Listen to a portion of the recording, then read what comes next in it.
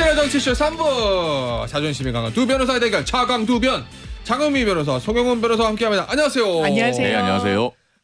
이 자강두변 코너는 이게 사실은 우리가 법 얘기하는데 사건 사고 이런 게 아니고 네. 정치적 형사 사건 얘기하는 거죠. 저는 그렇게 표현하거든요. 네. 정치적 형사 사건. 이 서초동과 여의도가 오묘하게 만나는 요 콜라보. 요거 하는 거지 우리가 뭐 사건 순수 사건 사고를 안 하잖아요. 네. 근데 아이템이 떨어질 날이 없어 우리나라는. 그러니까 아주 끊임없이 네. 끊임없이 끊임없어? 네. 네. 아주 화수분입니다. 야, 이게 네. 그냥 원래 사실 이게 꼭 바람직한 건 아니거든요. 이 아이템을 안 끊기는 좋지 게. 않을 수 있죠. 그죠. 네. 저희 코너가 없어지는 세상이 돼야 바람직하죠, 사실은. 맞아, 그건 그래요. 근데 제가 봤을 때는요, 안 없어질걸요? 안 없어질 네. 기세입니다. 지금으로서. 기세가 그렇죠. 계속돼요, 그냥.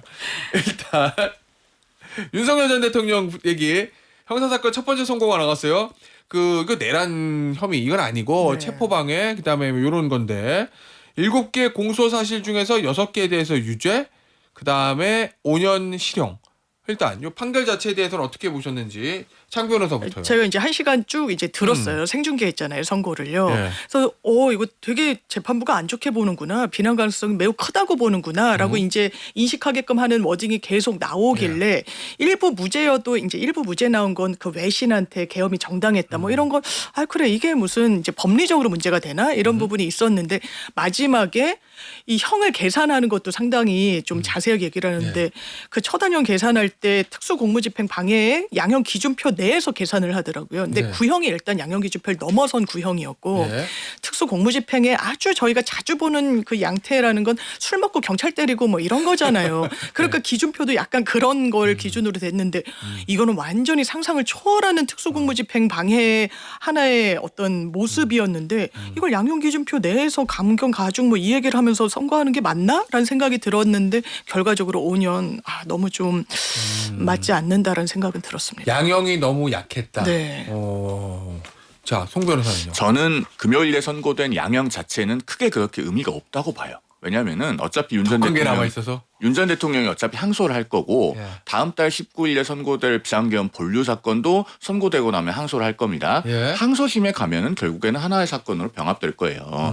1심에서는 지금 비상계엄 본류 사건은 1월 하순에 작년에 기소가 됐었고 예. 이 체포방해 사건은 7월에 기소가 됐잖아요. 그래서 6개월의 시차가 있고 사건의 사이즈가 현저히 다르기 때문에 병합이 안 됐을 뿐인데 예. 아마 항소심에 가면은 동일한 재판부에 배당이 되고 병합돼서 하나의 형이 정해질 겁니다. 그래서 저는 양형 자체보다는 어디까지가 대한민국 대통령이 앞으로 예. 해야 하는 일이고 하면 안 되는 일인가 이거를 법원이 선을 어떻게 그어주느냐에 관심을 갖고 봤고 특히 그 외신 관련 허위 브리핑에 관해서 대통령실 비서관의 진실 의무는 없다고 봤잖아요.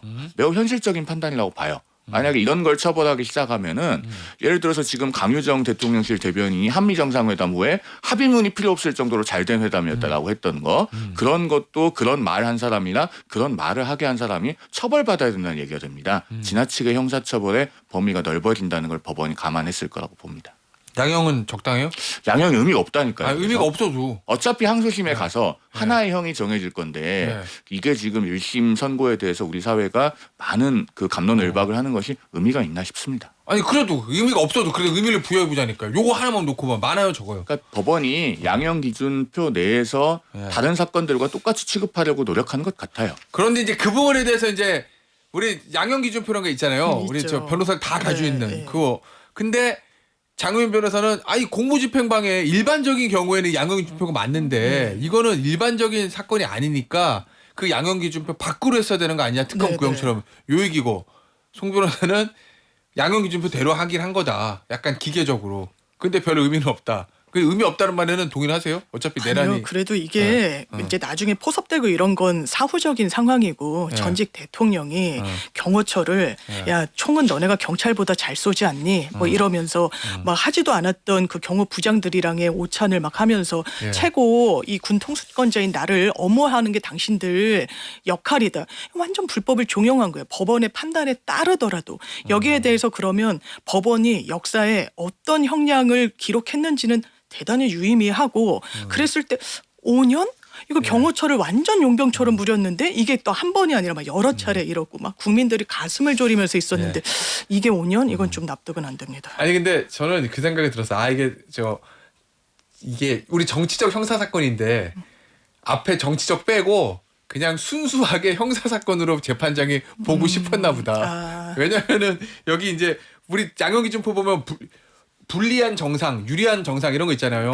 근데 유리한 정상 중에서 일반 형사 사건에서 제일 많이 쓰는 게 초범의 초범. 점. 반성하고 있는 초범과 점. 반성하고 있는데 이제 반성을 안 해. 그건 빼고. 네. 근데 여기 보면 형사처벌을 받은 전력이 없는 초범이 이거 있거든요. 네. 아 근데 이게 약간 이 내란 혐의하고 뭐 여기 혐의 들어간 건 아닌데 내란 혐의와 좀 광의로 관련이 있는 거여서 그러면 이게 대부분 초범이지. 이걸 재범하는 사람이 어딨나. 야 총으로 막어. 이거를 재범하는 사람이 있을까? 예, 그래서 그냥 그런 게 좀 궁금했어요. 되게 거슬러 하시는 분들이 많으시더라고요. 저도 그거를 부분, 이제 초범이- 기계적으로 읽을 때는 아 그래 양형에 정삼 참작되는 건 기계적으로 넣으니까 네. 이렇구나. 이제 재판부가 그걸 설시로 넣구나 했는데 바로 야 내란의 재범이 어디냐 이거를 뭐 두 번 세 번 하는 사람이 어딨냐 대통령 네. 한 번밖에 못 하는데 이제 그렇게 연결해가지고 이가 이제 비판적인 목소리를 내시는 분들이 많아서 아 재판부가 한 번 더 고민했으면 이 표현을 안 썼을 수도 있겠다는 생각이 네. 들더라고요. 이런 부분들은 네. 저는 법률가들의 통역이 좀 필요한 지점이라고 봅니다. 네. 말씀하셨듯이 형사 사건에서 피고인이 초범이면 양형 이후에 그 부분은 단골로 쓰게 되어 뭐 있죠. 제일 먼저 쓰죠 뭐. 그렇죠. 그런데 실제로 이게 얼마나 참작이 되었을지 보면 그렇게 중요하게 고려된 것 같지 않아요. 왜냐하면 우리가 특수공무집행 방해 치상에서 예. 가중 영역으로 가면 대법원 양형 기준이 3년에 7년입니다. 예. 이 사건 어쨌든 다친 사람은 없잖아요. 예. 그런 상황에서 5년이면 제가 봤을 때는 초범 감경은 판결문에 써 있을 뿐 예. 판사의 내심에서는 별로 그렇게 중요하게 고려되지 않았다.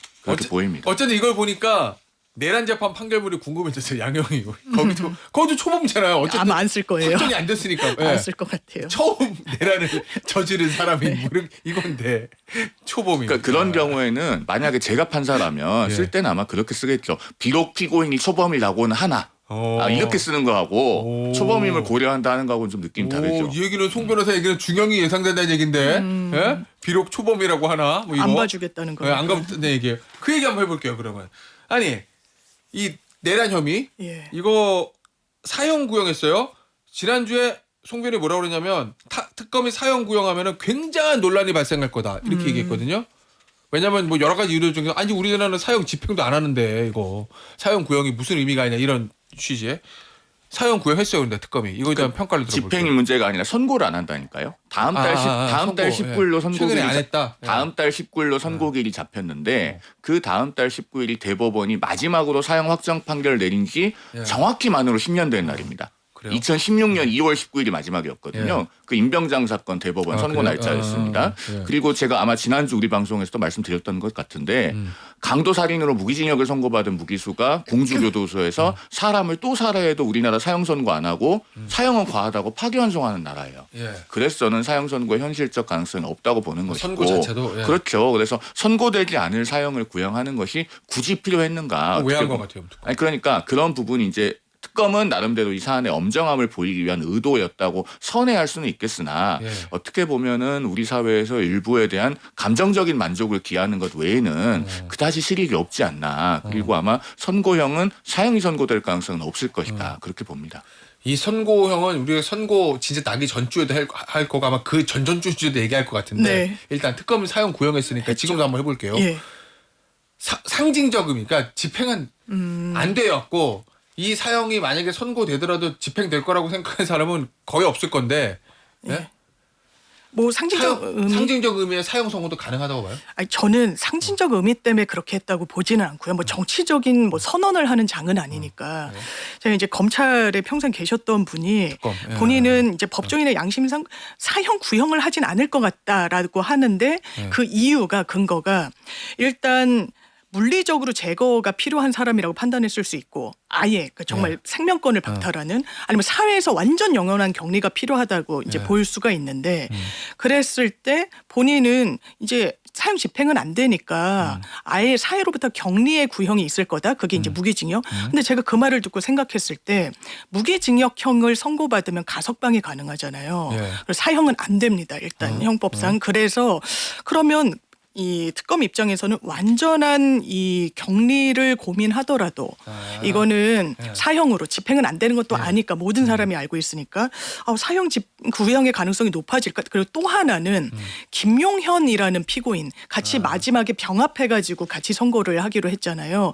근데 너무너무 비난 가능성이 이 과정 중에서 너무 큰 거예요. 그래서 무기징역 이하는 생각하기가 상당히 어렵고 선고까지 저는. 그런데 이건 내란의 주요 임무 종사고 계단식인데 가장 그 최정점에 있는 피고인 윤석열에 대해서는 그럼 어떤 형을 구형하는 것이 맞을 것인가. 그럼 이제 사형 구형이 그래서 좀 도출되는 것 같고 선고는요? 선고도 저는 사형의 선고가 이런 큰 틀에서 봤을 1심에서는? 때 예. 있을 수 있다라는 생각이 들더라고요. 오, 예. 알겠습니다. 야, 그건 아직 한 달 정도 한 남았잖아요. 달 남았죠. 2월 19일. 야, 근데 저는 이 양이 많아가지고 한 달 동안 판결문 쓸 수 있을까도 걱정돼요. 그러니까 쟁점 너무 많고 너무 많고? 증인도 너무 많았고. 일단 읽어야 될 게 너무 많아서 네. 야, 이거 한 달 동안 판결문 쓸 수 있나? 아무리 사실 중앙지방법원 형사합의부장이 사실 뭐 공부 제일 잘하는 사람들 가는 자리는 맞는데 너무 판결문 어렵고. 제일 잘 쓰는 사람들이 네. 야, 이거 양이 너무 많아가지고 한 달 내에 가능할지 이러다가 만약에 왜냐면은 정말 양이 너무 많아서 판결문 못 써서 선고 연기하는 경우도 있잖아요. 그렇죠. 있죠. 있잖아요. 네. 대부분 법원에서 선고 연기하면은 판결문 못 써서 그런 거거든요. 그렇죠. 근데 만약에 그래서 양이 너무 많아서 하다가 시간이 모자라서 좀 연기한다 그러면 이거 또 난리 날 건데. 예, 너무 여러 가지 애매하니까요. 억측들 나오고. 시기가 또 2월 말에 법관 인사 있는데 네. 원래 인사 대상이 돼서 또 그럼 교체돼서 이거 뭐 갱신하는 거야? 막 이런 네. 우려도 있다 보니까 그 선택을 하긴 진짜 어려울 것 같아요. 근데 저는 물리적으로 시간이 부족해 보여요. 저는 이 개인적인 생각인데 대법원이 인사 이동에 예외를 둬서 예. 이 재판부를 일단 유임을 시켜주고 예. 한두 달 시간을 더 벌어주는 것도 고려해봐야 된다고 봐요. 판결문 잘 써야 왜냐하면은 되니까. 예. 대장동 1심이 예. 판결문을 쓰는 데까지 변론 종결하고 123일이 걸렸거든요. 저 결심에서 선고까지. 예. 그것도 그런데 양이 많잖아요. 그런데 그 사건 1심 기록이 26만 페이지예요. 예. 지금 이 비상계엄 본류 사건은 기록이 더 많은 걸로 알고 있습니다. 26만, 30만 페이지를 어떻게 읽어? 물론 다 읽는 건 아니고 넘어가는 부분이 네. 있기는 하지만. 알겠습니다. 모레 이거 있어요. 한덕수 전 총리 선고. 특검은 15년 구형, 내란 우두머리 방조 혐의. 요거 뭐 내란 우두머리 방조가 맞냐, 주요 임무 네. 종사자가 맞냐 여러 가지 뭐 이제 얘기도 있었지만 선고 어떻게 예상하세요, 한 전 총리? 그러니까 이 윤석열 전 대통령의 선고를 비교적 가볍게 나왔다고 하시는 분이 그럼 한덕수가 가슴 쓸어내리는 거 아니야? 뭐 이런 평가도 하시는데 그 내용을 보면 지금 한덕수 전 총리가 달죠, 이거는. 예. 일단 내란이 가장 먼저 나오는 이게 내란이었어 아니었어 불법성이 어느 정도나 되는 그 평가가 처음 나오는 거고 쉽게 얘기하면 윤석열 전 대통령 지난번 체포방해 여기서는 이게 내란인지 아닌지에 대해서 판단하지 않았어요. 없었어요. 그죠? 그냥 예. 관할만 판단한 거죠. 공수처의 수사권과. 그런데 그 판단이 나오고 그러니까 되게 그 죄값이 인정이 되면 크게 나오는 부분이 있는 거고 또 하나는 윤석열 전 대통령이 양형에서 가만히 됐던 사유 중에 하나가 이 허위 공문서 부서 같은 걸 미리 해가지고 그걸 파기했던 거는 본인이 대단히 직접적으로 주도적으로 하진 않았다. 근데 이걸 주도적으로 한 사람은 한덕수 전 총리고 이번에 선고에 같이 포함돼 있거든요. 그러면 이거는 거의 저는 중형 10년 이상은 나올 거다라는 생각이 들더라고요. 위증도 아주 자백인 듯 자백 아닌 것처럼 얘기해요. 내가 사실은 거짓말한 거 맞지만 고의는 없었습니다. 이것도 반성하지 않는 거거든요. 종합하면 그럴 것 같습니다. 송 변호사 보기엔 어떻습니까? 일단 한덕수 전 총리에 대해서 지금 공소장에 보면 내란 우두머리 방조 혐의도 여전히 남아 있잖아요. 그런데 그건 제가 우리 방송에서 일관되게 말씀드렸다시피 주요 임무 종사가 맞다. 내란죄에는 내란의 내부자들끼리는 방조범이 존재하지 않아요. 형법이 다 구간을 나눠놨잖아요. 우두머리, 주요 임무 종사, 방조. 그럼 우두머리를 도왔으면 그 자체로 그냥 주요 임무 종사인 것이지 별도로 우두머리 방조범이라고 하는 게 성립할 그 법리적 근거가 없습니다. 그렇기 때문에 그 부분이 아니고 이제 주요 임무 종사가 되는지 여부를 가지고 법원이 판단을 할 것이다. 예, 그리고 어쨌든 12.3 비상계엄의 형사법적 성격에 대해서 가장 먼저 판결이 나오는 사건인 것 아니겠어요? 그 점에서 의의가 있고 그게 우리 국민들께서 다 목도한 사건이고 심지어 법원도 그때 한밤중에 생중계로 지켜봤을 것이고 그렇기 때문에 국민적 상식에서 벗어나지 않는 내용이 나올 것이다. 그리고 재판부별로 아마 차이도 없을 것으로 보인다. 저는 그렇게 봅니다. 그러면 여기서 만약에 이건 내란이 아닌데요? 그럼 무죄잖아요. 네. 만약에 네. 그 여기서 내란이 맞는데요라고 해버리면 재판부는 다르지만 그 지기현 부장도 이거는 내란이라고 판단할 수밖에 없을 것이다. 중앙지방법원 형사합의부 내에서 어느 정도 이건 내란이 맞다라고 공감대 형성돼 있다 이렇게 볼 수 있다는 거잖아요. 그러니까 이론적으로야 재판부마다 판단이 다를 수 있지만 이런 거 이 다루면 사건에서 난리 어떻게 다를 수 있겠냐라는 거죠. 그죠? 예, 알겠습니다. 그래서 이제 그게 중요한 거고, 이거 좀 볼게요. 국민의힘이 근데 조용하거든요. 입장이 없는 게 입장이라던데. 이거 어떻게 보세요? 그러니까 전 대변인님. 아.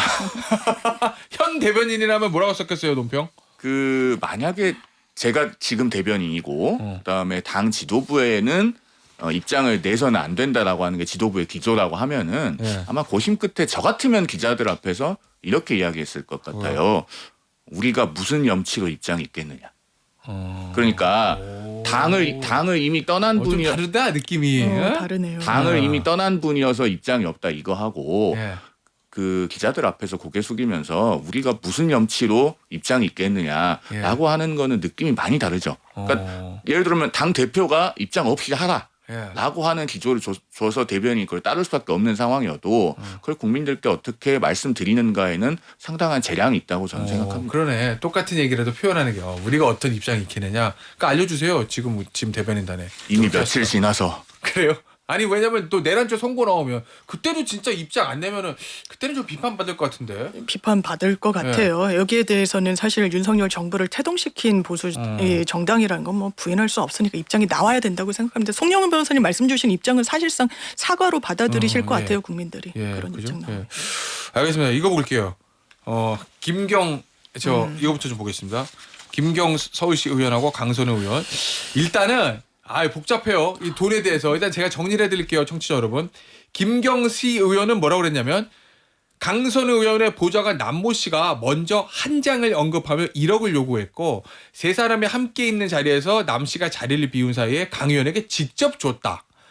자, 이 보좌관 남모 씨 자리를 비워서 돈이 오간 건 몰랐고 강 의원이 물건을 차게 옮기라고 지시해서 트렁크에 넣기만 했다. 강선우 의원 돈 거래는 김씨 의원과 보좌관 남 씨가 한 일이고 나는 나중에 보고받고 반환만 지시했다. 여기서 문제. 누가 거짓말을 하고 있는가? 두둥. 자, 송병부터. 이것 뭐 너무 당연히 강선 의원의 거짓말이 가장 크죠. 이건 압도적인 일입니다. 3명 중에. 왜냐면은 이미 국민들 앞에 거짓말 한 게 나왔어요. 예. 본인 공관위에서 자기 지역구에서 의견 밝힐 수 없었다고 했는데 회의록은 그와 정반대 아닙니까? 예. 그렇게 이미 거짓말이 드러났기 때문에 나머지 주장에 대해서도 가장 낮은 신빙성을 부여하는 게 맞습니다. 수사기관이. 그리고 우리가 진술의 증거 가치를 판단할 때도 자기에게 혐의가 돌아와서 범행을 부인하기 위해서 진술하는 것과 자수하는 사람이 자기의 범죄 혐의를 명확하게 인정하는 부분의 진술과 후자가 훨씬 더 증거 가치가 높죠. 신빙성이 있다고 봐야 되죠. 김경시 의원은 자수다. 그러니까 김경시 의원이 자기가 돈을 줬다. 예. 그리고 언제 돌려받았다라고 하는 것까지는 신빙성이 높다고 봐야 돼요. 그리고 다만 거기서 나눠서 봐야 될 것은 김경시 의원이 그 남모 보좌관이 먼저 요구했다라고 하는 부분 요구 받아서 준 것이면 자신에 대한 비난 가능성이 낮아지잖아요. 그런 의도에서 말했을 가능성이 있기 때문에 그 부분은 매우 신중하게 판단해야 되고 어쨌든 돈 자체는 하지만 그렇죠. 네. 그다음에 남모 보좌관 같은 경우도 내가 돈인 줄 모르고 트렁크에 실었다 해서 돈인 줄 몰랐다고 하는 부분에 대해서는 철저하게 따져봐야 됩니다. 그래서 압도적인 1위는 어쨌든 강선 의원이 거짓말 가능성이 높다.